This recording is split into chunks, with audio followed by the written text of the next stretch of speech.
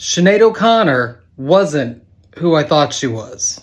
Sinead O'Connor was villainized back in 1992 after she ripped up a picture of the Pope on Saturday Night Live. She was just 25 years old.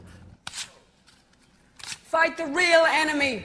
That action derailed what was an incredible career and life. But the entire world was quick to judge without the facts. And here they are. At a very young age, Sinead O'Connor was sexually abused by her mother and then by leaders of the Catholic Church in Ireland.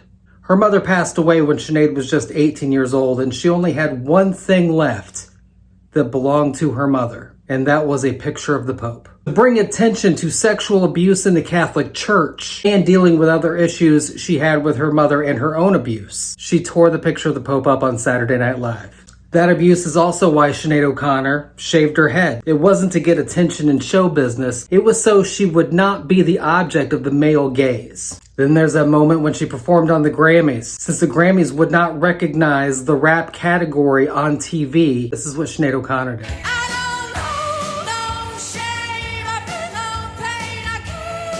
I had Public Enemy's logo painted into the side of my head. There are many stories about Sinead O'Connor that I did not hear until after she passed, because I bought into the negative narrative that I had been told when I was younger, that she was just a bad person. She was a human being that stood up for what she believed in, but also had to fight with her own demons, with mental health issues. She donated her clothing to trans kids because she wanted young trans girls to feel like a woman when they got dressed.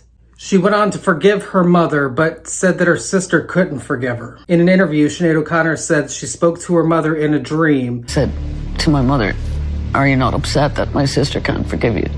My mother said, "I do not want what I haven't got." And that's why I called the album that.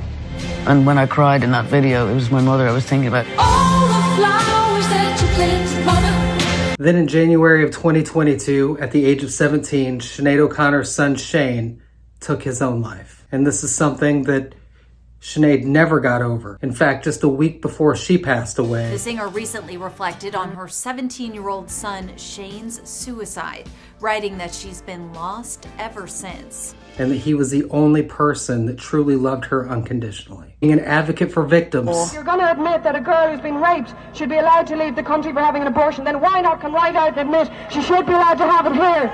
Many credit her with opening the floodgates when it comes to knowledge of the Catholic Church abuse of children. Sinead O'Connor is not what I thought she was. She was so much more, and shame on me for not knowing it until after she passed away. There are people around us making a positive impact in our world, and we need to pay attention to them while they're here.